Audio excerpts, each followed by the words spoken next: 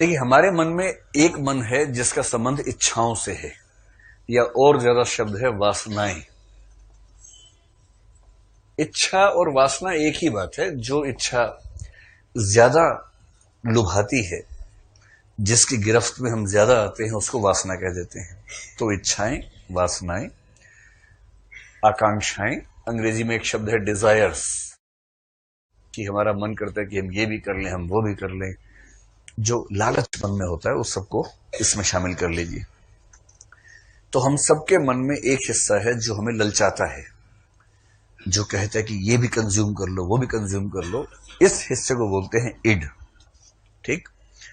तो ये बताएं कि इड जो है वो पैदा होते ही पहले से होता है या समय के साथ विकसित होता है? समय के साथ होता है। यानी जो बच्चा पैदा हुआ उसी इच्छाएं नहीं होती उसके अंदर, उसके अंदर इच्छाएं नहीं होती। जो बच्चा पैदा हो गया है ना, अगर 2, 4, 5, 10 दिन का है, मतलब फाइनल हो गया कि अब जिएगा, आप एक बार उसको गोदी में उठा लीजिए और एक बार झूला देके सुला दीजिए उसको। उसके बाद आप हिम्मत करके दिखा दीजिए कि बिना झूले के सो जाए वो एक बार। बच्चे दिखने में बड़े अच्छे लगते हैं, भगवान जैसे होते, शैतान एक नंबर के। उनको आप भगवान मत समझिएगा, उनसे बड़ा शैतान दुनिया में कोई नहीं होता है।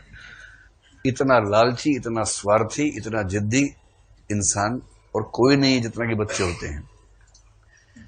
अब जब कोई बच्चा परिवार में पहली बार होता है ना, तो दादा दादी अपना ज्ञान देते कि बेटा झूले मत देना इसको। लेकिन माँ और बाप पहली बार उस प्रोसेस में, क्यों नहीं देंगे झूले, दुनिया भर के बच्चे झूले झूल रहे हैं, हमारा बच्चा नहीं झूलेगा झूले। तो बाप ऐसे ऐसे करता है उसको, सो जा ऐसे करता है। तो बच्चा समझ जाता है कि चलो सही पीस मिल गया मुझे। और उसके बाद वो सोएगा ही नहीं, तो झूला नहीं मिलेगा उसको, रोएगा धाड़ धाड़ के। अब सब परेशान है, क्यों भाई, पेट में दर्द है, क्या दर्द है, कुछ नहीं है, जैसी ऐसे किया, चुप। अब बाप का यही हो जाता है। और ऐसी हालत है कि बाप ऑफिस जा रहा तब भी ऐसे करता रहता है बेचारा, क्या करे, क्योंकि बच्चा लालची है, उसने लालच में ऐसा कर दिया।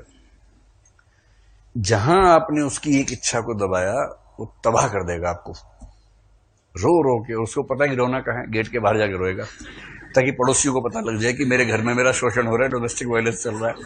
तो वो इतना चिल्ला चिल्ला के गला फाड़ के रोएगा कि आप अपनी इमेज बनाए रखने के लिए उसकी बात को मान लेंगे। अच्छा आओ, ले लो ले लो ले लो। बहुत शातिर होते हैं बच्चे, आप उनको हल्के मत लीजिए। तो जो मैं कहना चाह रहा हूं कि बच्चों की इच्छाएं जन्म के समय से होती हैं या बाद में आती हैं? पहले से, हमेशा से, प्राकृतिक है।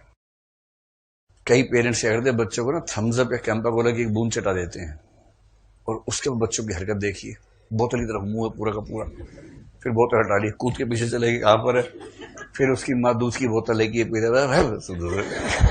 क्या बकवास पिला रही है। काम की चीज आई थी बीच में, 2 बूंद की, 2 बूंद जिंदगी की आई थी बीच में, वो चली गई हाथ से। और फिर वो जब तक नहीं पी लेगा उसको मानेगा नहीं।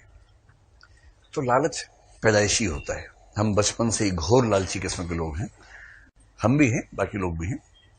अब ये बताएं कि ये जो इच्छाएं हैं, इच्छाएं केवल समय के साथ चेंज होती रहती हैं, बस, और कुछ नहीं होता है। मतलब आप हर उम्र में किसी ना किसी के लिए जान दे रहे होते हैं, और 10 साल बाद समझ में आता है कि उसके लिए क्यों दे रहे थे। मैच्योरिटी का इतना ही मतलब है बस। तो 3-4 साल की उम्र में खिलौने के लिए जान दे रहे थे, 13-14 की उम्र में दोस्तों के लिए, 23-24 की उम्र में उसके लिए।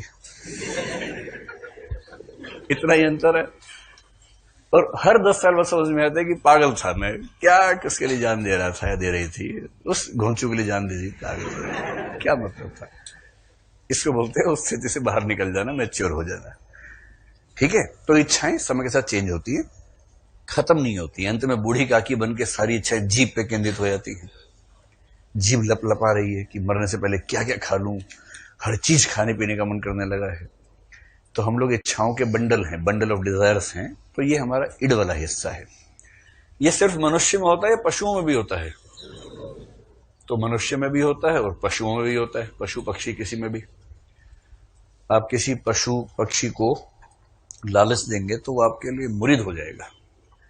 आपकी गली मोहल्ले में कोई कुत्ता हो, गाय हो, जो मतलब थोड़ा खूंखार हुई है, मान लीजिए कोई कुत्ता है, कुछ मत कीजिए, आप एक रोटी लेते हुए चुटकी बजाते हो जाइए उसके पास, एक रोटी खिला दीजिए उसको, रोटी थोड़ा टेस्टी, उसमें थोड़ा सा नमक वमक लगाए, घी लगा के खिलाइए उसको।